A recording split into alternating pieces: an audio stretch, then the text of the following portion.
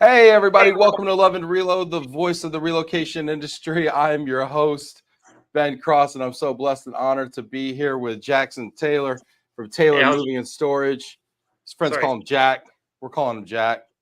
Yeah. Thank We're you not guys for gonna. having me, and thanks, Ben, again for having me on. It's an absolute amazing opportunity, and just can't be more thankful.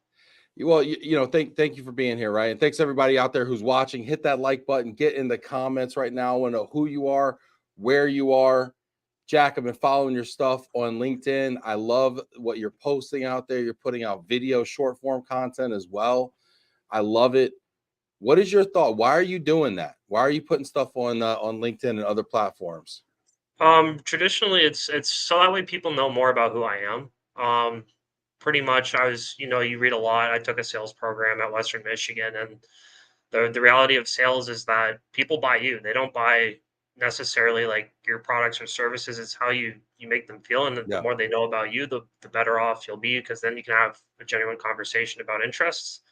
Um, So that's sort of why I'm taking like a different approach to social media. But for the main point, it's just that way I can just make my voice heard, show that hey, I might be 23 and I might be in an older industry, but I can still provide value to your organization, and I can see the world a little bit differently. So Jack, you might be one of the youngest guests we've had on Love and Reload, which I'm really excited about too, because we hear a lot about Gen Z entering the workforce. Your company is obviously it's a family company, right? I'm taking a leap here, bold leap here, okay. But what is that? What is that like? How do you see the generational um, dynamic? so really the traditional dynamic from what I've noticed was, especially working with my dad, because he's been sort of, he's a traditional Gen X, and then same with my uncle. My uncle's a boomer, so we got the two different types at the top, and then everybody littered throughout are more like millennials, late Gen X. I'm the youngest one in the office, so it feels like I'm kind of like Ryan, from the TV show. But pretty much what it is like, I think that Gen X traditionally was, in the older generations, where you show up, you put your time in, and then you start gaining a voice, you start gaining your thoughts, and then you start getting listened to. The more value you provide to the firm, your first couple of years, you're all about the firm, see how bad you want it. And then Gen Z is going to be expecting more about, okay, we do have a voice, we do have stuff we bring, which I can see both sides of the argument. Um, but traditionally, it's just Gen Z is going to want to come in and make an impact on day one, and then Gen X is not going to be used to that. So I would just say, like, be Yeah. prepared for this Gen Z generation, just to have, like, don't necessarily disclude them from the conversation, but definitely give them smaller stuff to start with. So that way they can prove that they do have a voice, they do want to make an impact, and then have them prove through their actions as a good compromise to do so. And I think that they'll integrate pretty seamlessly into the workforce.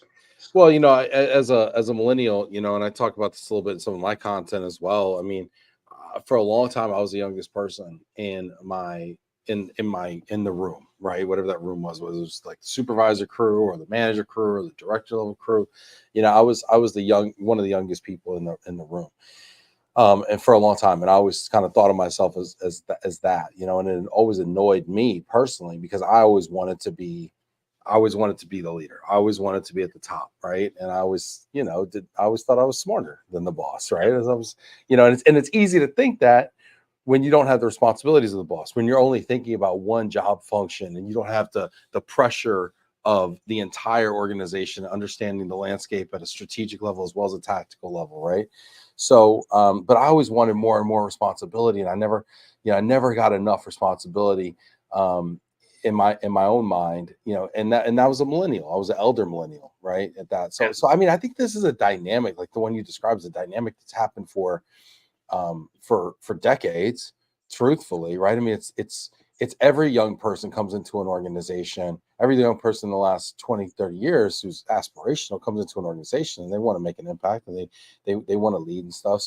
So I think it's funny because we tend to stigmatize younger generations and like, oh, kids these days, right? And like say that narrative, but I think it's been kids every day, forever and ever, have been like that, right? And yeah. the young kids want too much too fast, and the older generation wants to pump the brakes on them, and then there's always that conflict. So I don't think this is necessarily new, but I think that having so many generations in the workforce together in the same room, like you just described, right? You got a boomer, a Gen X, a millennial, Gen Z, and that's an interesting dynamic that I don't know that we've had as prevalently. Yeah, no, definitely. Like, I agree with everything you said. Traditionally, with drinking out of like, I see it as like the new entrants to the workforce want to drink out of the fire hose and they want to go, go, go. I'm super hungry, super hungry.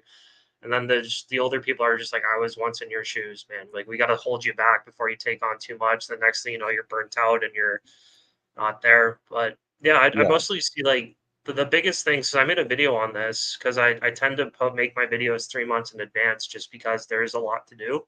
Uh-huh. Um, so I made a video and it's going to be published soon, and it's just a short little clip, but it's saying that the older generation provides immense wisdom. Like there's no doubt about it, especially in this industry where it's like everything every day's new, every challenge is different, but there is crossover. Having that extra wisdom is going to be just paramount to your success. And then with Gen Z necessarily being like those unconventional, like, hey, let's try this, let's try that. Like, can we try this? Can we do this? Can we do this? And that's where the innovation is going to be fostered out Hmm. of. Plus, the fact that the internet in of itself is a new world. I call it a world within a world. Um, just having every like as many like diverse voices as possible is it's going to be just absolutely awesome for the workplace. And then people don't change as much as we'd like to think. So but just like the different technologies and how you interact with the world does. So I'm excited for this entire opportunity. Yeah, I'm going to ask everybody, what do you think about the generations in the workforce and what are the roles and how do we navigate this? Um, I'm really curious. We got people checking in here. Let's see. Hit that like button. Adrian checking in, saying nice to see you here on Love and Relo. Hello from Big D. What's up, Adrian? Jillian, hey y'all. Excited to hear. Jillian's picking up this Dallas accent real well. I've noticed. You noticed that? I'm picking this up. Hey y'all, excited to hear from a fellow Gen. Is it Z or Z? I just call it Gen Z. Some Okay. people might call it Gen Z. It's just one of those things. Yeah, Yeah. so another Gen Zer in the industry. Yeah, Jill, y'all are out there. Watch out. What's next? This is interesting. We've had like the YP40 or emerging leaders, I think they call it now for WERC, or the YP40 for IAM. But that kind of was a lot of 30, 30 to 40. There's a whole nother crop here of this, like in their 20s, that I think it's really interesting. I want to ask you, as a Gen Z person who comes in with the innovation, to use your words, what are some of the areas you want to innovate where you see value creation? I see a lot of value creation and just figuring out what is automatable, in terms of just taking all the mundane cause like for example, like issuing out customs documents, doing that, like having to waste time, like not waste time because it is value added, but in my mind, it's time wasted because it's not something that you're thinking forward. You're not thinking in the future, like 10 years from now. We're sort of tying you up in that day to day. So it's figuring out how do we release people's responsibilities so that way they can do more creative thinking. So that way, when they do get that one move, for example, like say if we're trying to move somebody into Russia right now, Hmm. we have like a request for that. Okay, how are we going to creatively do that? If you're a little burnt out because you're drained from sending out all the emails, it's not going to be a good. It's not going to basically end up well. So really, it's doing that, and then just figuring out how to use technology. Because again, in the moving industry, we're slightly back. Like I know when I was being onboarded, um, like I was doing sales while I was at school, but now I'm just being onboarded and doing basically seeing just everyone's office. I know I'm rambling, but I saw an application from It's an hour DOS. show. Yeah, I know, but I saw an application from DOS. I'm like, we're in 2024. Oh my Like, gosh. Yo, that exists at like legitimately yeah, half of the quote unquote award winning moving companies in the moving industry are running some green screen DOS I know, application. Like whole van lines are just stuck on it. I And know, it's crazy. I know. No, Crazy. it's Like applications that were like before I came along. Like I was born in 1982, and this is like the era that DOS is from. 40-year-old plus applications. We're stuck on them. I know. It's just because in my mind, people are hesitant to change. I went to the Allied sales conference out in Montreal, um, Oh, that must have and been really fun. just It was a cool time. It was cool to You see hit that. You hit everybody. that Peel Pub. Is that still out there on on? I didn't go out drinking because I didn't Oh, wanna. No, because I was sorry, just a young guy. sorry. No, I'm just no. It's more my fault. It would be a cool place to go drink, but and go out and party, but it's just I'm not that type of person. Oh, good for you. So I'm That's the just other like, thing. These Gen Zs, they don't drink anymore. These kids these days, they no, don't drink. we don't They don't. drink. We prefer to smoke. Yeah, you're all token and taking microdosing mushrooms and whatnot. Like you're a bunch of crazies out there. It's like the I just '60s all over again. some of them might, but I'm just pretty traditional. Don't really do much. I just do tobacco, but there is a lot of smoke, and just because it is relaxful, like you can just go Yeah. like sit in your couch. Because if you go to a party now, like I know everybody's like, oh, we had used to have these banger parties back in the day, back in high Yeah, school. bangers, bro. Like 2 floor funnels Yeah, going, you had like ice luge. councils and things, and then now like the reality is people go to parties and they're on their phones, and so Yes. I'm like I was literally going out to all these frat parties, and they're like, oh, they're hyping it up, hyping it up, hyping it up, hyping it up, and I'm like walking around, and I'm just like, this is it, huh? Like where's my movie moment? And then Well, like back in the day, they had to tell kids when I was a kid, they had to tell us to be quiet in the library. Now you go to a frat party and it sounds like a library.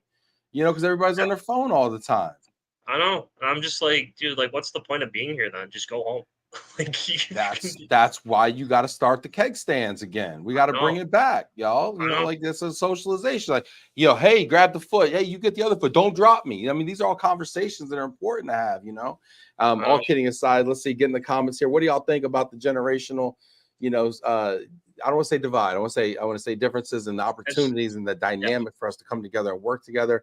What do you think about these parties these days? We got to bring keg stands back. It's an unpopular opinion, but I'm telling you, um, it's good for socialization. I know. Let's see. We got people in the comments here. Okay, let's see. I want to hear your thoughts, Jack. Let's hear it first from Farrell Elliott checking in from Northern California. I have a new college grad at home who thinks she I know. knows it all.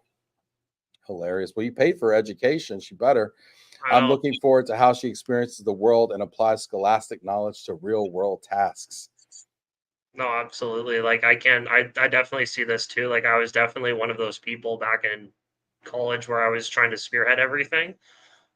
Just because, again, a lot of people didn't necessarily take initiative. So they do have, like, I had a couple of like CEOs from like Kellogg's, for example, take an interest. And I was just like, okay, I think I'm cool, but it stokes your ego, and then you just got to keep yourself humble and just realize like, okay, in this little world, this little like educational bubble you have, yeah, you might be like big, but that's a little pond.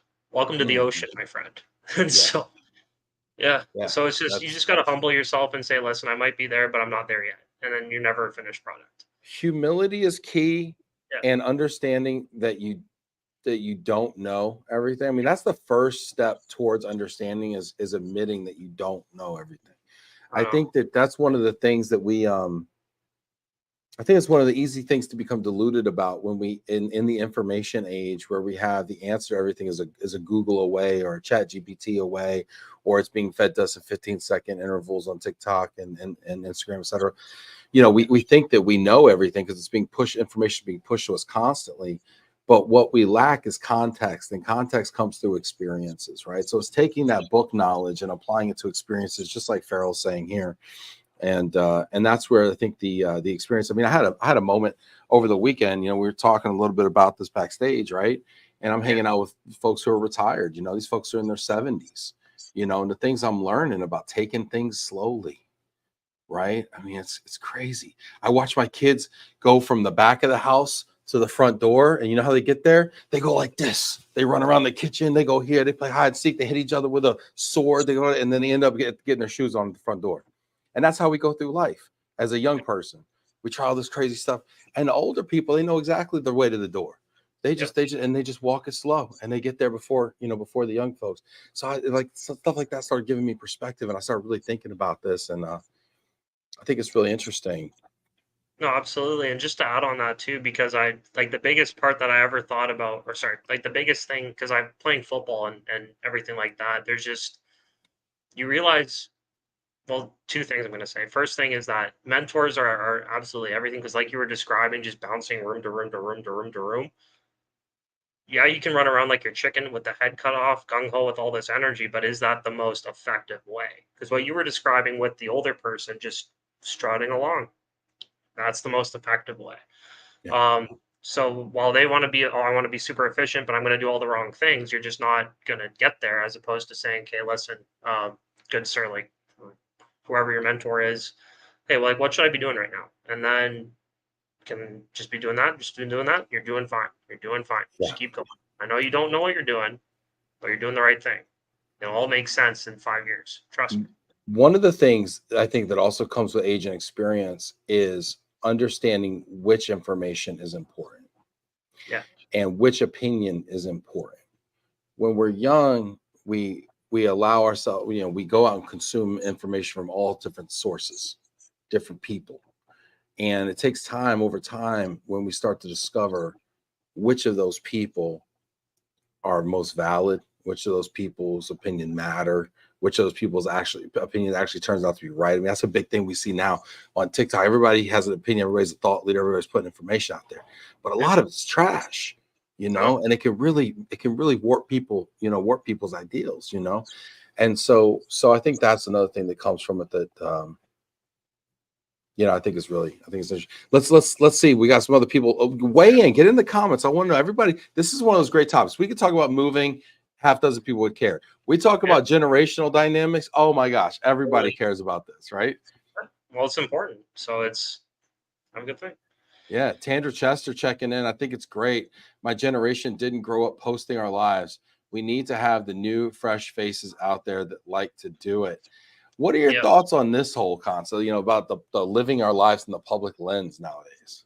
Yeah. So it's like it's one of those things where it's and I can go on and on and on and on about it because it, We got again, like I time. said, it's a world within a world. Like but mostly like with everything, it's hyper competitive. So we're talking about for just to relate this back to global mobility, big portion of it is hyper competitive world. So we have a bunch of people all vying for the same employees to do the same jobs to get the competitive edge. Um, how your packages are and how you treat your people is going to basically bring them over. It's the same thing that happens in life. So regardless if it's dating, trying to go for jobs, um, everybody has to be a marketing genius to stay front of mind. So that way they do get the opportunities, at least in their perception. And now in reality, it's still who you know. Like, for example, are you talking to the right people, like you were saying? Is it like this? Is it that? Um, but at least in our perspective, it's mostly just let me just post everything. Let me post, post, post, post, post, post, post. That way I'm always top of mind. I always want to be an influencer. I want to do this because that's basically what has been shown to us as because we grew up with YouTube. Like I remember when YouTube had the 5 stars and I was just sitting in my office room when I was maybe 5 years old trying to figure out like, oh, are we doing dial up or broadband?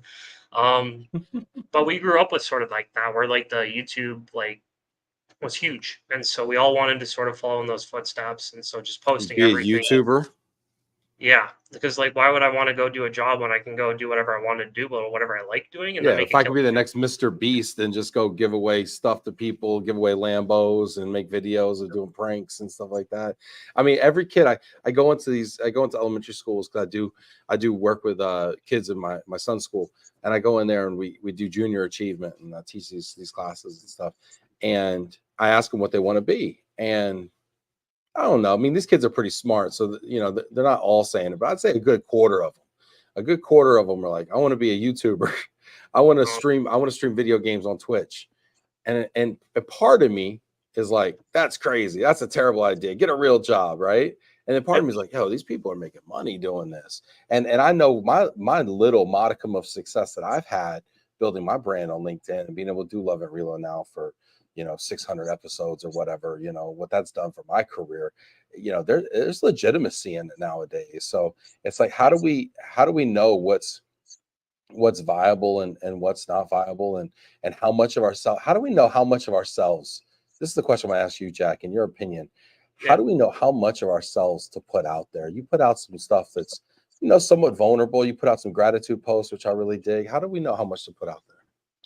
So for me, it's pretty much just a would you if it was posted about you and you were somebody else posting about you just because I bring up other people, would you post it? And then does this provide opportunity or does it take it away? And then the last thing is just in terms of how much to reveal. It's pretty simple. How much do you feel comfortable? Because I'm starting to reel it back because now we've had some success in our local community, And I don't necessarily like walking into a place and being like, he's that guy from Facebook. I'm like, I'm going to peel back on a little bit of what I'm sharing because Well, I didn't why don't you want to be know that that. guy from Facebook though? Why is that a bad thing when you walk in a place and they know you as that's like that moving guy from Facebook? Because I like to be pretty low key. Because I feel like if you're able to sort of sit on, like if you walk up to somebody and you don't know anything about them and you all get over that hurdle of, oh, I don't know anything about you together, then Hmm. you have like a shared thing where it's just like, okay, I'm just completely like open book. And I've actually had a lot of success doing that. So I was back at college. I didn't necessarily want to be like the most drunk in the room or do anything like that, but I made a lot of friends, basically just Dale Carnegie, walking around the bar, just sitting at a table and being like, "You don't know anything really about me, but let's have a conversation for 3 hours." And so we Yeah, had a conversation for 3 hours, and it was one of the best things. And I learned things that not even their best friends knew about them. That was because yeah. he didn't know me, and we just did that and we walked away. Um, So so I want to so I kind of I like what you're saying, but I do disagree slightly, right? So yes, one thing, and people that have heard my TED talk know that this is a major theme in my TED talk. But one of the things that I love about LinkedIn and the community that we've built here, and shout out to everybody that's watching, hit that like button. Thank you for being here. I appreciate it so much. Is it's not who you know, it's who knows you. yeah, Because when you go into that business, let's just say you go into that business, let's say you go into that business with the intent to call on them as a customer, right? You yeah, want to do an office move or something like that. You walk into that business and you're like, hey, I'm Jack Taylor, Taylor Moving and Storage. I see that you're moving out. I'd like to quote that. And like, I don't know. Yeah. But if you walk in that door and they're like, hey, you're the kid from the Facebook thing. I see you out there with the trucks all the time. You do some good stuff out there. Come on in, have a cup of coffee. Let me wait here. Jim's running around here. He'll be back in a minute to talk to you about the move. What? Like it's just such a warmer reception. You have all that social capital already built up. I mean, I yeah. run into people all the time that I've never met, but who know who I am, and it's such an amazing advantage. I mean, we talk about cold calling, but imagine if it was never cold. Imagine if you were just calling. No, and that's sort of like what just to like be transparent, like that's what our sort of strategy was with it was just how do we take the cold calls and turn them into not warm, but lukewarm? How do we get that a little bit of immersion to do so? And so really it's meant for more like that business to business angle, but I don't want to be treated any differently just because I posted that and I get anything like that. I'd rather be the guy who just walks in. I'm just another customer. I prefer that. I just prefer my privacy in that regard. But it's a necessary. As a customer, yes, But 100%. as the person, it's the dichotomy between who are you at work and then who are you when you're off the clock. And so Dude, it's when I'm going into Walmart with my yeah, my backwards hat on and my t-shirt on a Sunday, trying to just get a, a whatever, I definitely don't want to be running into anybody, I don't know. But if I'm at a work thing, I think it's a nice advantage, and I No, it applaud is. you for doing it, and I applaud your company for letting you do it, right? I think there's so many folks out there, bosses, CEOs, who say, hey, I don't know if I'm comfortable with my people having a big personal brand. It should be about Taylor Moving and Storage. It's not the Yeah. Jack Show or the Ben Show. It's you know, and I don't know if I agree with that. What are your thoughts on that? So I personally think, because again, like how I view it is not necessarily indicative of what actually works. And so, but we're huge advocates here of, as a salesperson for Taylor Moving and Storage, and this is pretty much true for everyone I've talked to so far, it's been how do you market, for example, Jack Taylor Incorporated? For you, it'd be Ben Cross Incorporated. How do you sort of just how do you sort of make people aware of who you are, like what you stand for, like what are you interested in, do things like that, like who are you in this basically global market? Hmm. Um, so I do agree, like it's one of the most important things you can do, but personally, it's not something I would like to do. Hmm. But it's absolutely necessary, and I think it's majorly key for anybody looking to do any sort of bit of success in the coming years, because so much of it is, can you be that guy? Like when you think of moving, who do you think of? When you think of global mobility, who do you think of? When you think of, let's say, like for example, a lot of people in my hometown bring up Justin Waller and Red Iron Construction. When you think of construction, who do you think of? Hmm. It's sort of those two things. It's like, do you become synonymous? Like you get that Kleenex effect, where instead of being called tissue, you get called Kleenex. Like, do you get Hmm. that effect? And so I think it's absolutely necessary, but it's just Yeah, what are you comfortable with? And it's the most effective thing to do, but comes with its pros and cons. You know, and when I think about the way to explain this to folks who may not have grown up in the era where you live your life in the public eye, you know, and may have an aversion to the phrase personal brand and see Yeah, it to be at conflict with a company brand, I would actually reframe it and say, this is just a different version of the concept of reputation, yeah, right? People say your word is everything, your reputation is everything. This is a very old school concept. Your reputation is everything. Well, nowadays, your reputation is even more important because it's everywhere. I mean, you have 5-star ratings on all different platforms. You have connections, friends, followers, whatever you want to call them on all different platforms. You have folks that come out and actively say they like and they comment and they say, "Hey, great job, Jack," or "I really love this concept," or and there's such a transparency about your reputation, who you really are today, yeah. and that people rely on that so much when making a judgment. Imagine if you could write every newspaper article about your company yourself, right? And that's what we do when we publish stuff on LinkedIn. No, and I completely agree with that. And so it's basically like just to talk also to circling back to your point about the company versus the personal. It's that whole dichotomy of yeah, you have the brand voice, but then you have your own sub voice. And are you? I was reading a book about like Jeff Bezos because I Mm, like to read in my free time. And so in this book called the Jeff Bezos Blueprint, basically mapped out how he did everything he wanted to do. And so it was he called it are you a missionary or are you a mercenary for your mm. brand? Oh, And so because what does that mean? missionaries, yeah, so just to dive into that a little bit, like missionaries are like here's the good word about Taylor Moving and Storage. Here's the good word about, for example, another one that comes to mind, Lomo, Sudeth, all these other places. Um, are you spreading positive messaging? Are you acting as like a beneficiary, or are you that mercenary who's coming in just basically punching like a Kyle, punching a hole in the wall, walking in saying, I'm here, I'm here, I'm here. Sign this piece of paper, sign this deal, then get out. And then it's very transactional. Like Mm, are you trying to like invest into people? Or are you just trying to close, get out, go home? It's not how that works. And so it's yeah. if you want to treat it like that, it's to your best abilities, you're just gonna make yourself look like a fool. So it's And I think that's the difference, honestly, between individual posts and company posts. And I see Farrell's got a question. Get your questions in here about brand building, about social, about ways, philosophies on this. Shout out to Annie checking in as well with us. Hit that like button, y'all. Get in the comments. I want to know your thoughts about the ways that we use social media and the generational dynamics here. But I think that's one of the differences. Oh, my main man Jose is checking in from Portugal as well. What's up, Hosea? Good to see you from a Versal relocation.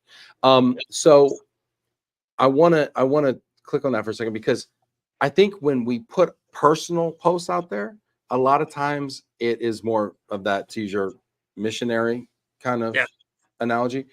When the company posts, it seems very advertorial. It's very yeah. like 73% of our customers would recommend us to a friend or something like, something stupid like that. Or, oh, we opened a new office over here. Come support us, whatever. And it's very much like self-serving. Let's just say that, you Yeah, know. So, and that's one of the things I like about your posts, because your posts are about gratitude, they're about giving people insight and other things like that. So I yeah, like the voice that you have. yeah, because it's pretty much just like again, it's people value value, and so if you're not actively providing value to other people, be that and when people think of value, they think of like for me, it's problems. I like solving problems, right? That's why I got into the business. That's why I enjoy it.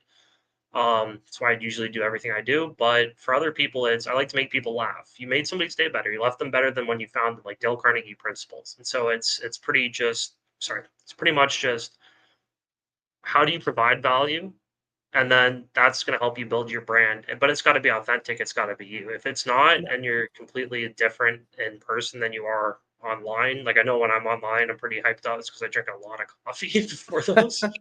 Um, but is it you? Like you got to be you. Because if Yeah. you're not you, you can smell fake a mile away. And just I love it. Is that what I is- So what I smell? All right. Anyway, Farrell's checking in here. Farrell says everyone posts all the time. This is a great question. This is a question on everybody's mind. This is the kind of question I get all the time. I have so many thoughts on this, Jack. I want to know your thoughts.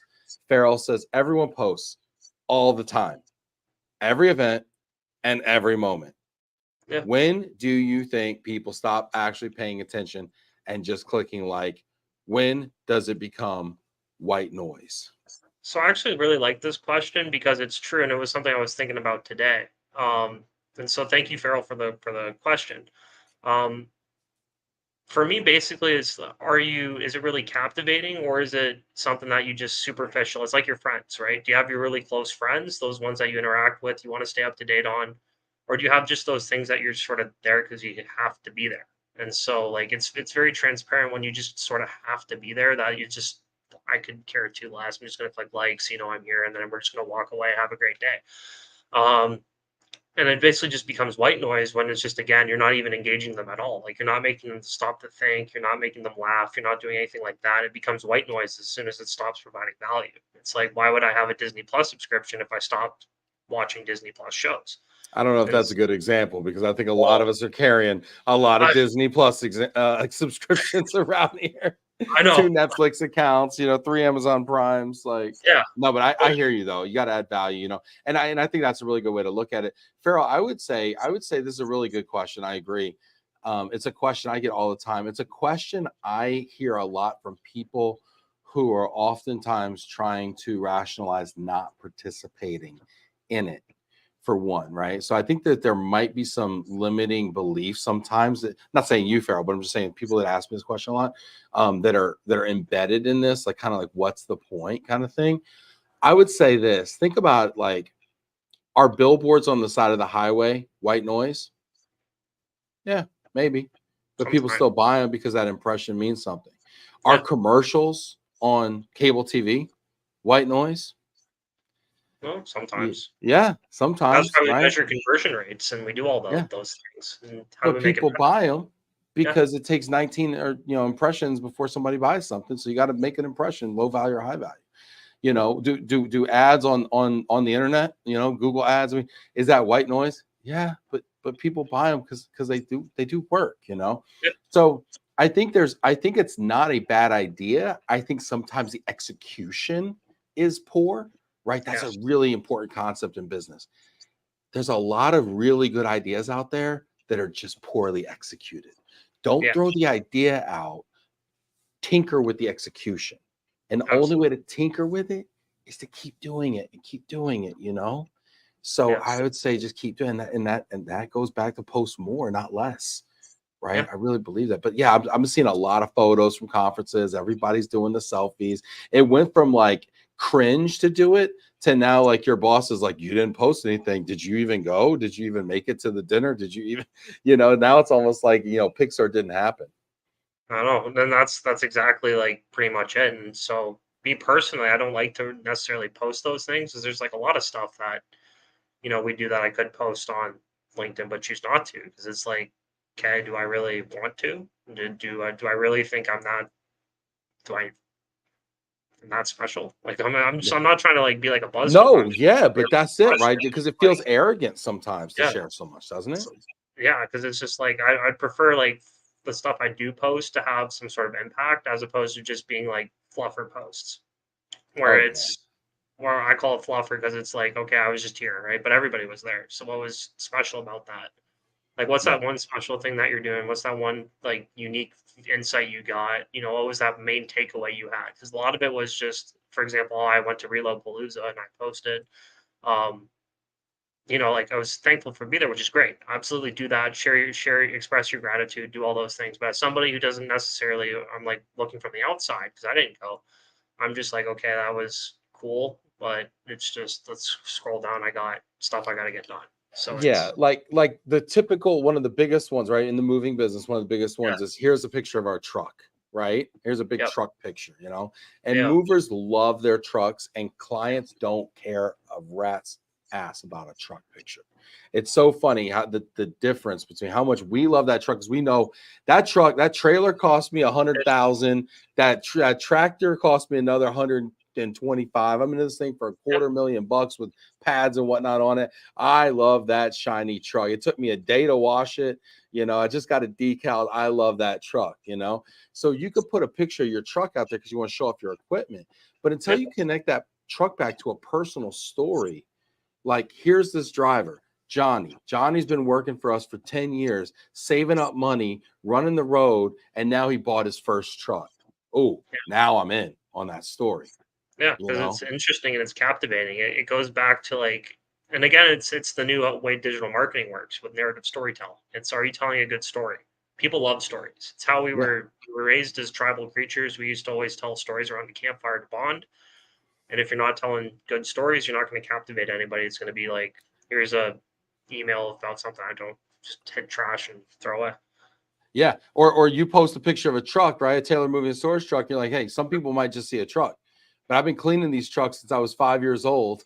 And now I get the honor of selling Taylor Moving and Storage to people, right? Absolutely. So And like you connect it's who you are. And so it's, sorry not to cut you off, but it's who you are. And I was having this conversation with my dad, because we were talking about, sort of commoditization and people's perceptions. Because I can tell you straight up that moves aren't a commodity, but it's not what I think, it's about what customers think. And so it's a lot of, how do people sort of see the world? Because that, what that truck might mean to you is the entire world, and it does. It means everything to us. It's who we are, your and family name on that truck. yeah, it's how we contribute to the world. We're taking person from, like that next innovating CEO from Toronto out to Texas. We're taking them from Vancouver, Washington to Montreal. And we're also helping the family who's expecting a newborn child on their next chapter of their life, from one house just down to the other end of the road. So it's like, it means something to us, but to the people on the outside, it means nothing. And so it's, how do you communicate that, and how do you share that story about what does it mean to you, in an inspiring way to get that done. You know why you're going to be successful? Because you are a Dale Carnegie fan. I am a Dale Carnegie fan. I've read How to Win Friends, Influence People multiple times. That's probably the number one book that I recommend to people when getting into business, getting into sales, anything. It was written in like 1934, I think, which is wild. It's 90 years old and it still applies. One of my favorite Dale Carnegie phrases is, people don't care how much you know until they know how much you care. Yeah. And this is why we call it Love and Relo. So many people want to get on the show and they want to start talking about how shiny their trucks are and all their locations and how cool their moving company is. And nobody cares until they know who you are as a person. They know what your values are. They know how much you care. And that's why we spend 40 minutes talking about personal stuff before we ever get into, tell me how many dots on the map you have, tell me how many years you've been in business. So I appreciate you taking that time to share kind of yourself and your philosophies on the generational stuff and what your why is and your purpose. But I do want to give you a second to tell us about Taylor Moving and Storage. So if people haven't heard of Taylor Moving and Storage, if they've been living under a rock, tell us about Taylor Moving and Storage. So usually, like, the best thing, we were having a conversation with one of our clients the other day, and they usually said that we're the best hidden gem in terms of Canadian moving, because we are in the Canadian market. We're based out of Burlington, Ontario, a suburb of Toronto. So we're fortunate enough to be smack dab between two of Canada's best cities, Toronto, Ontario, and Hamilton. And we're able to project anywhere throughout the country, as well as, due to van line regulations, pretty much the eastern seaboard. Plus our owner operators, next thing you know, partnerships, just extremely well established in the industry and not necessarily the most known. Um, so we really take pride in doing the little things well. And so it's, for us, it's all about, the client. It doesn't matter what happens at the start, or it doesn't matter what you feel. It's all about what the client does. And we're very client centric that way. So pretty much our value proposition, not to make it sound too salesy, but to make it more human, basically, because that's just how I integrated it in my head, was that we're a moving company that we really want to specialize in getting you from point A to point B and with the best class service you'll possibly get. And it's not through pizzazz, fluff, and anything like that, but just the fundamentals. We're very fundamental. We want to be fundamentally sound, and we want to be the best we can possibly be every single day. I got to ask you, because people say service, people throw around words like service. They throw Yep. around words like communication. Yep. They don't. They throw around words like culture. Yeah. They don't actually define Define it. what these Yeah. means, and I can define service, culture, communication in 5 different ways. Yep. What does service mean to you in real terms? So for me as a personally, I don't see like there's me the customer and then there's me the business like the salesperson. Service to me means asking your customer. Again, it's every customer is unique. People get too caught up in the mass marketing. Everyone's the same. No, that's just not true. So what I always ask every single one of my clients, how do you define quality service? Mm, Is there a lot of overlap in that? And then whatever they state is what I provide them. And so we're mm. very individualistic. We're hyper personalized to each individual person. Like today, for example, I had a conversation. A lady wanted 3 quotes, and so I'm like, okay, I'll go give you 3 quotes, and so I'll outline everything that you wanted for your move. And then another person said, like, for me, it's all about um, fast communication times, and so I'm like, Mm. okay, I'm going to mark you as urgent in my email inbox, and the minute that phone shifts so much, I'm going to be all over that. Yeah. Um, Wow. So it's about basically saying like, "What do you want?" and then just giving it to them. That's like because at the end of the day, again, it's not what I think; it's about what our customers think and what the market wants. That's why I just ask the market what it wants, and I give the market what it wants. I think it's I that love that. simple. Yeah. I love that. I love that response. To me, I think lately, let's say lately, last 5 to 8 years, service, the definition of service, what good service is in the moving industry has changed. I think it used to be people in, most important things were people in uniform, where people were very polite, cordial, professionalism, quote unquote, is at a high, right? We'd market these black tie, white glove, we throw these things around. To me nowadays, correct me if I'm wrong, tell me what you see in the marketplace, what your customers are telling you. Yes. Speed is service now. Yes. I need it It's fast. I want to quote today. I want to know how fast you can get my stuff there. I want to know how quickly you can call me back, right? That to absolutely me is what I'm seeing. no, and that's absolutely it too, because everybody's experiencing what you call the Amazon effect, and so Yeah. it's they want things now, they want it as soon as possible. So it's how do you structure your day for your success that way? So traditionally, I always get my estimates out next day, um, just so that way it's done, it's over, and then it's I can talk with the customer, and it's all about speed, speed, speed, speed, speed to close deals, especially in the local market right now as we're developing, corporate business. Um, but basically, it's to me, it's people do expect things fast. It's Mhm. definitely it's not uncommon for that to happen, and if you're not fast and you're not for example, if I'm 15 minutes late to an email, I might not get that move. And so if Yeah, I want to buy a house, I got to get 15 minutes to that email. And so it's, you know what I mean? Like, 100%. 15 minutes is a long time. Because think about yeah, how fast you can find another mover, right? You're on Google, right? yep, Movers near me or whatever. And you're like, oh, Taylor Moving Stores looks like a fine company. Send off for a quote. Okay, next one. Send off for a quote. And it's like, and I remember being at a pro conference, a sales conference, and there was a speaker that said customers pick the first mover that quotes them 70% of the time. yeah. No, that's definitely the code, like the case for it. And it's absolutely a real statistic. That's why for me, it's always about we got to get these done first before we can get to like the longer sales cycles, things like that, because it's urgent. Yeah. It's the reality of the dichotomy between the COD and the corporate market. Yep.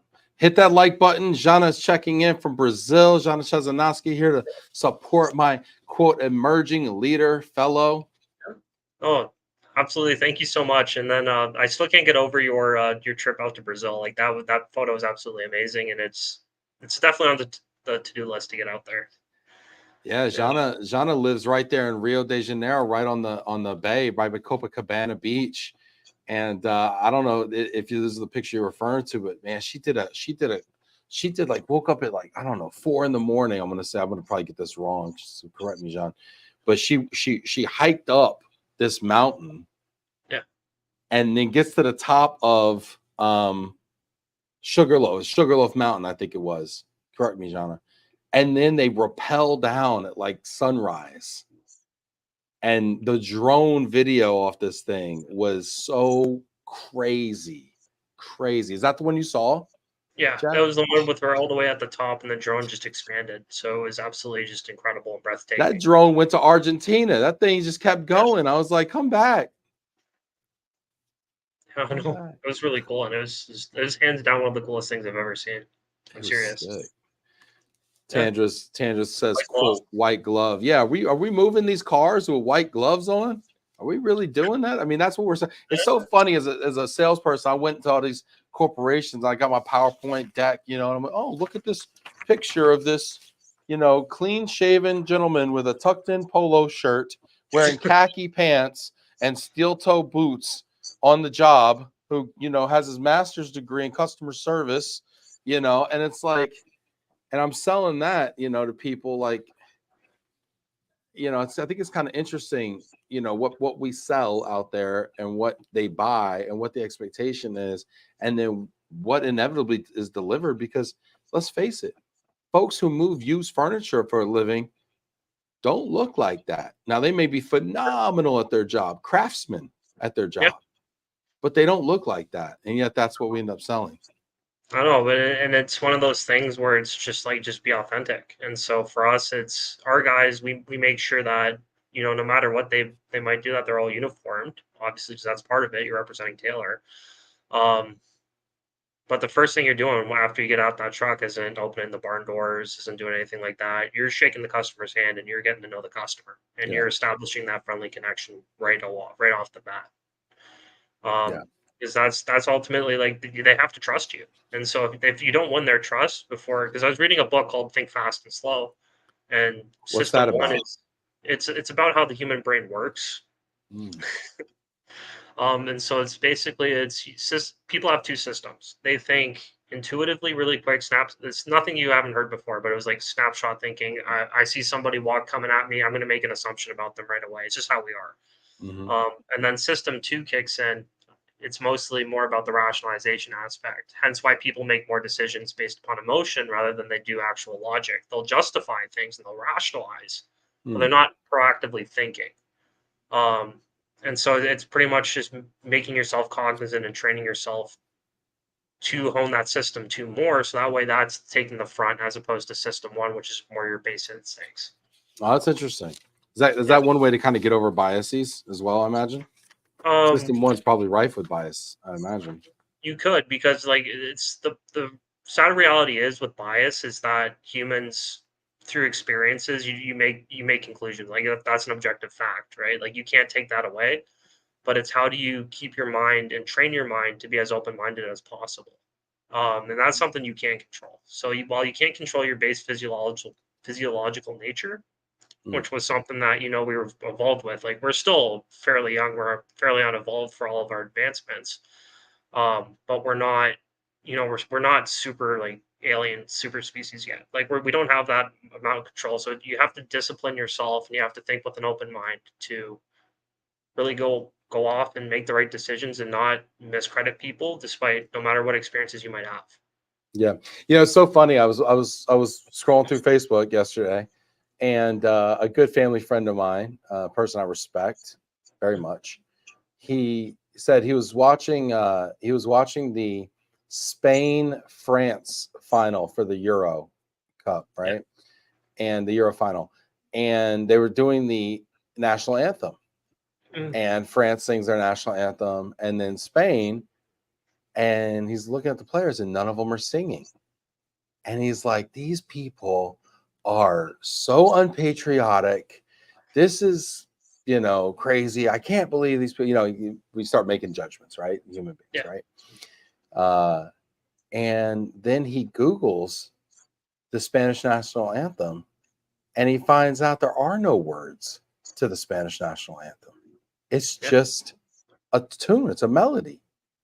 And then he's like, I felt like such an idiot. And I realized I'm making a judgment based on my own norms and biases and the way I would do something, and putting that on other people and judging them based on my standards and culture. Yeah. So it's really interesting, and I think we Well, it's gotta remain open minded. It's something I struggle with sometimes, to be honest with you, right? no, But and I think also being open to change our minds when presented with new information. absolutely true. I'm a huge advocate, not necessarily for stoicism, but also because I went to the Lawrenceville School out in New Jersey. Or when we were out, there's people from all over the world. We had people from Russia, Brazil, Portugal, England, France. I was there from Canada. Basically a petri dish of different cultures.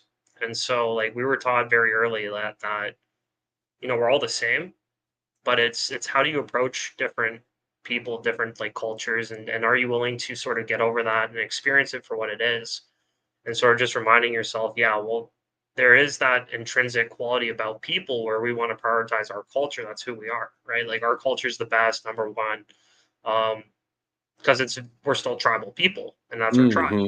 Yeah, But it's now we're living in the world where can we be the missionaries or the diplomats to go interact with the other tribes and then free yourselves from judgment to come to a good, basically agreement, good experience, good time, things like that. It basically just comes down to just are you willing to just say like I'm just a guy, and yeah. so like whatever they want to do, when in Rome, do as the Romans do.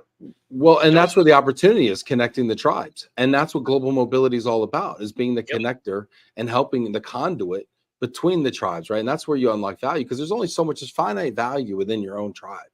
But Yep. when you start to connect the tribes, right now you're multiplying value, right? You start to connect people. I mean, that's what we do. We built a whole company at Global around connecting people to unlock insane value. So so that really resonates with me. I love that analogy. Thank you for that. Hey, Absolutely. No, hey, Jack, we're running out of time a little bit, and I had one question I wanted to ask you before we get to our overrated, underrated. yep. I want to ask you, as the Gen Z spokesperson on this interview, what is the opportunity? We hear so much about AI. What is the opportunity for AI? What is the real life application for it in the moving and storage business, such a traditional business, such an Yeah. asset based, real world business? Yeah. So a lot of it is just about optimization. So it's resource allocation and optimization. So I wrote a blog article to fulfill my responsibilities for the emerging leaders task force about it, and seeing as how it's an emerging technology. That's just for the bit of context. In terms of the meat and potatoes of it, it's how do you look at things like customs documents, things that take like sending. I got to send this. I got to type out an email and I got to send it. I got to write an email and I got to send it. And throughout the day, that's going to like not psychologically tax people, but it is going to take a little bit of their brain power away. So when that big thing comes out, like, oh, we have a big move into Russia, we got to coordinate, or there's like been a customs blow up, hardly happens, but when it does, you need to be on the ball to get it resolved. By having AI, and you can basically streamline all the things that are, you do for each customer, and you do it so that way you can facilitate the move. For example, like we do a lot of cross-border moving, and so it's, like do we send out the right US customs documents? Do we do the right things? But Hmm. if there was a system to essentially just say, okay, we check a box, this thing gets sent, it becomes a pull system in accordance with Lean Six Sigma methodology, to where we're not pushing for the customer, pissing them off. We send one, and then they basically input all the information, and then we can send it that way. It just simplifies the process, eliminates errors, and it just streamlines the process Hmm. in that aspect. So it's finding the different Yeah. avenues within the thing that you can do that for. Obviously, route optimization. Um, I was speaking to somebody from, like, for example, Blue Yonder, and they're a great company that does a lot of AI route optimizations for global supply chains using real world up to date data. So it's just using, like, taking advantage of that to really make the move as efficient and as time effective as possible Hmm. while reducing all your inputs. So that way you can, again, stay up to date on the moment and focus on the tasks that actually do require brain power to function. Yeah, yeah, really, really interesting. I think there's a lot of applications that'll be interesting to see how folks work them into their process. I think that um, at least half of innovation is not technology. It's not new tech. It's new Yep, process, and absolutely. weaving that into the process is where we unlock value. All right, Jack, the moment we've all been waiting for. You want to I'm, play a game? I'm ready to play a game. Let's play a game. Let's play a game. We play a game on the show called Overrated, Underrated. Jack, do you know how to play? I do know how to play. We'll see. Here we go. Here we go. There's only 2 rules. Okay. I'm going to give you a topic. You're going to tell me if it is either overrated or underrated. Those are your only 2 options. Don't get cute. Got it? Great. Okay. Hands tied behind my back. Let's go. Second rule is I will tell you if you're right or wrong. Okay. Let's go. Let's go. Luxury clothes. Overrated. Why is that? I just feel like there's why spend, like, for example, $3,000 on a Balenciaga black shirt you can buy from Walmart for $15 just to have the logo. Okay, you know what? I feel you Yeah. on that. I feel you on that. What do we define as luxury though? Because I'd say that Balenciaga shirt is nuts. You're absolutely correct. But at what point do we draw the line? I see you got a nice jacket on there, collared shirt. It's very nice. My shirt here is made by my tailor. Shout out to Amon. Yeah. You know.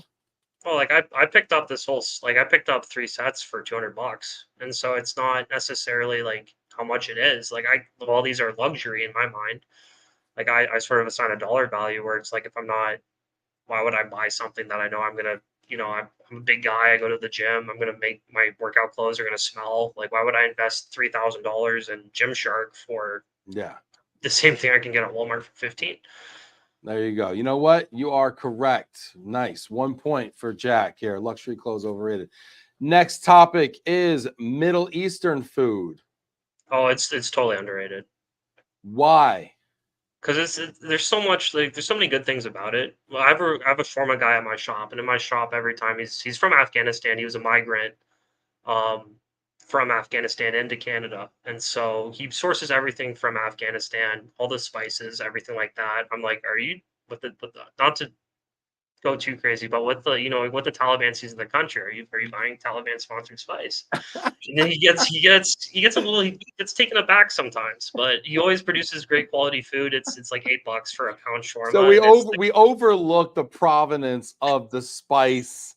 Okay, it's you talked about your it. riches were in the niches. I think that's how they make their money. I tell you what, Afghani food has one ring to it. Talibani food, I don't know if I'm eating at that restaurant. I'll be honest with you. No, Janet Turner joined us here just in time for the game. Yes, Janet, would love having you here. Just in time for the food conversation as well. What do we think about Middle Eastern food? I think we need to define this a little tighter, right? Because the Middle East is a very large region, right? And frankly, it resembles a lot of the foods kind of the Mediterranean even. So what is your favorite Middle Eastern dish, maybe perhaps for the uninitiated of us? Favorite one has to be shawarma because it's the closest thing that you can have to, say, like a pita. It's pretty much the same thing, just cooked with halal. And so you'll be able to taste the difference in the meat and everything. And it's pretty simple to start. And then chicken dinners, can never go wrong with that. What kind of shawarma? What kind of shawarma are we talking? We're talking chicken shawarma, we're talking beef shawarma, we're talking, he knows me. He knows I love all his shawarmas. And lamb. So we do chicken, we have beef, we have lamb. And so I tend to rotate it around. I like the chicken because it's cheaper, and it's just as filling. But if I did close like a bigger sale, I will go get the beef shawarma. You'll splurge for the Balenciaga beef shawarma. Pretty much. Like that's how I am too. My wife says I'm an emotional eater out here. I'll be like, yo, give me that top shelf shawarma over there. You know what I love? So Detroit, when I was in Detroit, people ask you, what's Detroit known for? What kind of food? What's the food of Detroit? And I say, listen, avoid it. Honestly, it's like crappy hot dogs. But the truth is, Middle Eastern food in Detroit is off the chain, like Lebanese. Really? Oh, it's tremendous. And they, you got your hummus, you got your, maybe some baba ganoush, you got the kafta, you got the stuff that I like is the oh gosh, I forget the name of it. Help me out, somebody in the chat. It's the ground beef. It's the crudo. It's the raw ground beef. It's really good. But the thing that I loved that was addicting was the garlic sauce. It's like whipped garlic oil. Like they take garlic pods, olive oil, and maybe a little salt, and they blend it until it's whipped like almost like a whipped butter or cream cheese almost blend. Oh my gosh! And you smear that on the fresh baked pita that comes right out of the oven. Oh man, you're gonna stink for like a day because it's like fresh garlic. But Yeah. that stuff is just unreal, unreal good. No, that sounds awesome. Next time I'm in Detroit, I'm definitely gonna have to go and I'm gonna have to get some because that just sounds like straight up my alley. Oh, it's insane. Janet, this is not how we play the game. Okay, this is not phone a friend. But you know what? Janet Turner was our first producer on the show.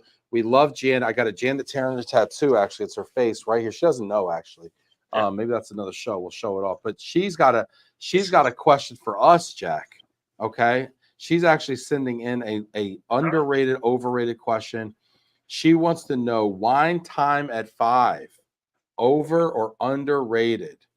Uh, for me, I would say it's overrated, but that's just because for me, wine time would be gym time. But definitely, like for other people out there, like who have put the time in and they're stressed, they've put the work in. Absolutely, go for it. It would be kind of underrated. But So you that's you do the gym at 5 o'clock? That's like when you get off work, hit the gym. I traditionally don't get off work till 8 p.m. and so I tend to be a night owl at the gym. Yeah. What are you doing until 8, Jack? Just whatever I can. I do volunteering work throughout the community. I try to do the best I can. We got a bunch of, for example, there's an economic summit where they were talking about how to attract, retain, basically the HR functions for our community because there's a lot of brain drain because of the Canadian economy. Um, so doing my part to solve the brain drain, and so it's trying to get like a nonprofit going. We got a bunch of other stuff in the works. Like moving isn't just it's moving by day, community at night is how I You tend to say do it. brain drain. Does drool count as a brain drain? Drill could be if you want. It could be classified. Yeah. Oh, it's just I should be zombie at the gym, humor. damn it. Yeah, it's up to you, man. Different, like, do whatever you want. Like, it's free country. This is great. Farrell says, Jack, you deserve a day off. We all love your work ethic here. Janet, to go back to your question, wine time at 5. You know what? It's underrated. I'm gonna tell you why. I took my team out to a happy hour yesterday. It was like 4 o'clock. I was like, y'all want to go to the arcade? Y'all want to stop working? Y'all want to work till 5 or you want to go to the arcade? They're like, no, I'll go to the arcade. Let's go hang out. We went, we had a fun time. I made them play video games with me because I'm the boss. I can do that. And we had some drinks and we hung out, we connected, we chatted. It was fun.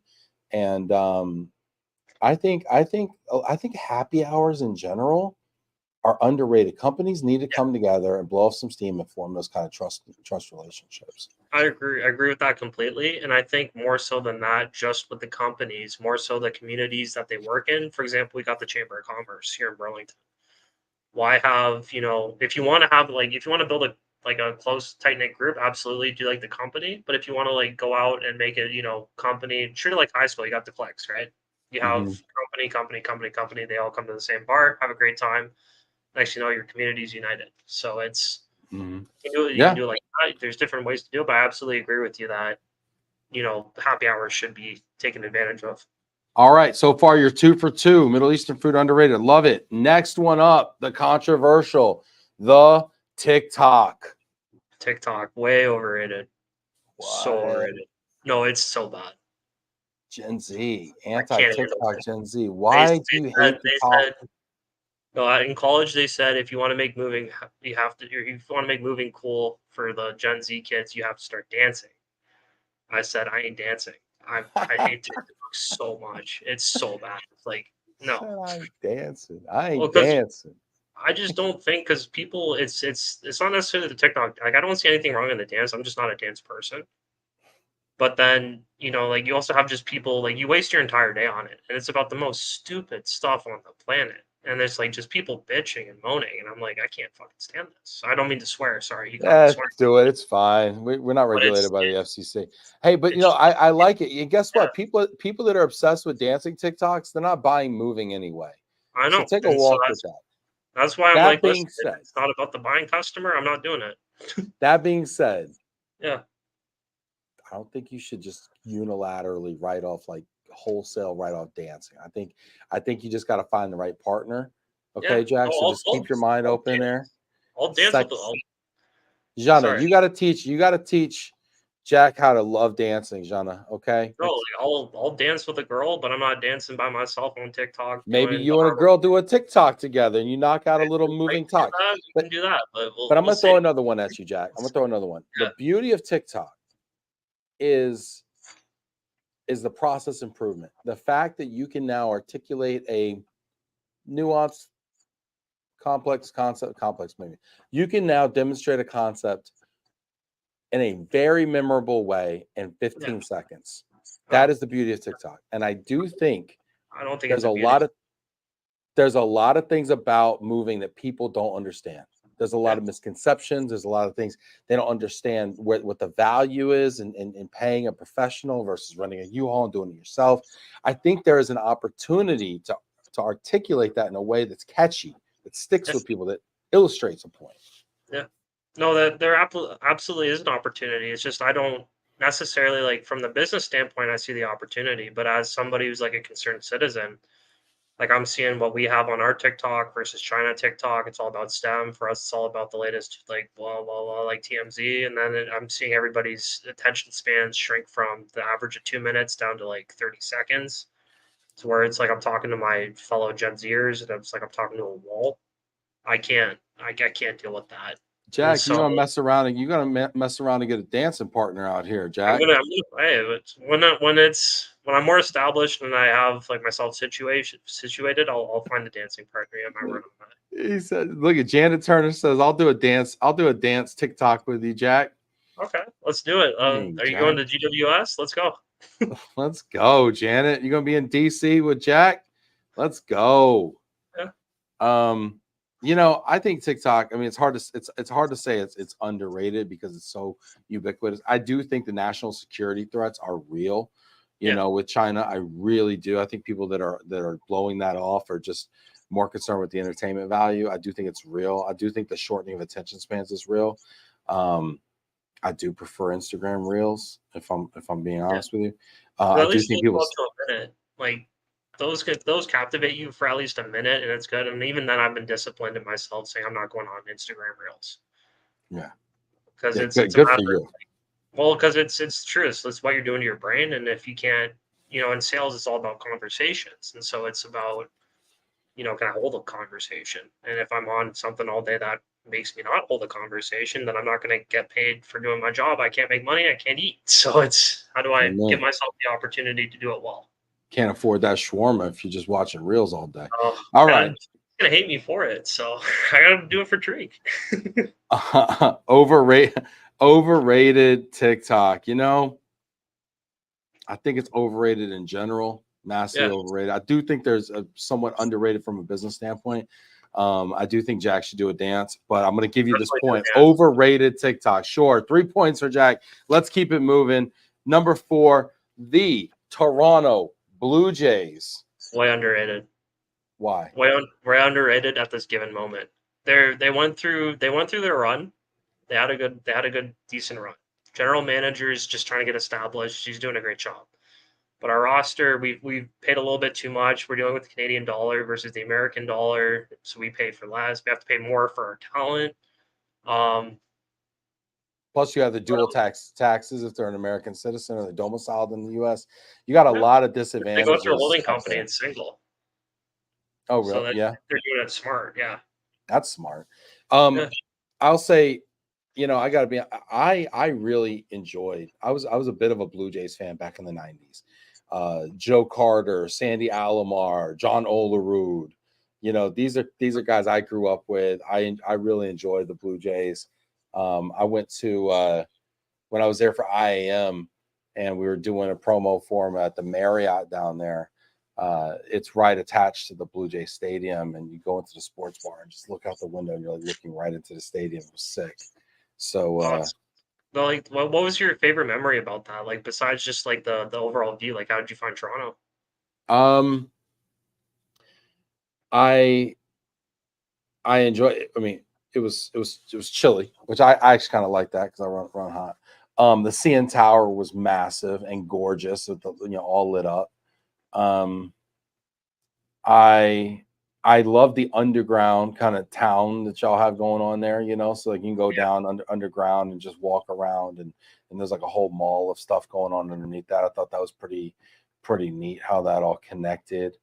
Um, I enjoyed it. I don't know that I really saw the city. Like when you're there for a conference, you don't really see the city that much. I walked around a little bit. We filmed there too. So I went like I probably went like 2 or 3 times, it feels like. I enjoyed it though. I enjoyed my time there, you know. cool. No, because the one thing I would recommend if you ever bring your team there is off of Toronto Island. They have a huge amusement park with absolutely just Oh gorgeous wow. like landscapes. It's usually like it's not it has nothing on. For example, I'm blanking on the term. Like the big American amusement park chain. Oh, Um, like Six Flags Six or Flags is the yeah. one I'm thinking about. It's like it's similar to that, but it's just a nice like tucked away area. It's a great time with everyone, and it's absolutely just amazing and breathtaking. So if you're ever in the area, I recommend doing that with your Love it. team. Yeah. You know, it's funny, there's that little island with the airport right off of Toronto's downtown. Yeah, So we were so Adam, our producer, we went there to film, and we wanted to get a drone shot of the city, right? So yeah, we're like on the, I don't know what floor, like maybe like the 35th floor. I'm gonna say like one of the top floors of this high rise. We go out onto the we go out onto the balcony up there, right? It's like so high that like you look down and you're like you get vertigo. And it was nighttime, and I mean we're right across from the CN Tower, like it was gorgeous. oh yeah. And he puts the drone down, and he gets it, and he's about to take off, and he's about to go, um, you know, film this thing. It gets up about 4 feet, and then like powers down. We were in 3 concentric no-fly zones between the CN Tower there, between the airport over, you know, Philly across Mission. the, yeah, Yeah. across, you know, and it was wild, but yeah, No, it's, no, the views are sick. no, because absolutely, it's just an incredibly breathtaking spot. People say like, and when I was in America, like, what's Toronto like? I said it's New York City, just a little bit more cleaner and a little bit like less dense and less crowded. Slightly, slightly. Yeah, yeah, I would tend to agree with that. You know, I love the views. I could tell why Drake made an album, Views from the Six. You know, I think it's pretty sick. All right, let's wrap this up here. I lived in Michigan for about 5 years, Jack. Yeah, So I'm going to ask you: Western Michigan football, overrated or underrated? Shout out to Buster Bronco. Buster Bronco's amazing, and we're totally underrated. Why is that? Besides your obvious homer bias. Oh, I have a home bias because that was my team. I played for them for 3 years, and so it was a really great time. But the amount of work that they put in and the culture they have there is second to none for a MAC school. Because you have to remember, like we're a MAC school and we're competing with Power Five schools at a very competitive level, very competitive. Like we beat Pitt that one year when they Wow. had Kenny Pickett. That was a Wow. huge Power Five upset. So the guys that were on that team did an absolutely stand up job. That was the year we went to the Quick Lane Bowl, and so like just the amount of talent that's on that team, and the amount of great people that came from that program. They might not be the best, like the best selling football team in Michigan because you got the Big House, you got Michigan State, very big, well Even renowned Central school. Michigan, fire up chips. We don't talk about that team from. Listen, we don't do that. Don't talk about them. Oh, geez. Let me I ask literally you this. forgot about them. They're that forgettable. I'm Let sorry, me Antonio. ask you about Like this. Who's the most famous alum from Western Michigan? Terry Crews. Terry Crews. Oh I would yeah, say Terry Crews. Terry Crews. Yeah. Oh, They got great Terry pets. Crews, Love and it. then they have a bunch of people in the NFL right now. Like for example, we got Sky Moore, we got a bunch of my buddies playing for. We got Wesley French on the Colts, Mike Caliendo on the Chiefs. Um, I'm Nice. sure I'm forgetting a lot of people. Zaire Barnes out playing for the Jets. And basically a lot of good talent. Chukwueze Okafor playing for the Panthers. Wow. Panthers left right tackles from Western Michigan. We got a lot of good talent. Wow. So they're all famous, but like if I had to say the most well-renowned name, it had to be Terry Crews. Nice. Terry Crews. Yeah. Very, very cool.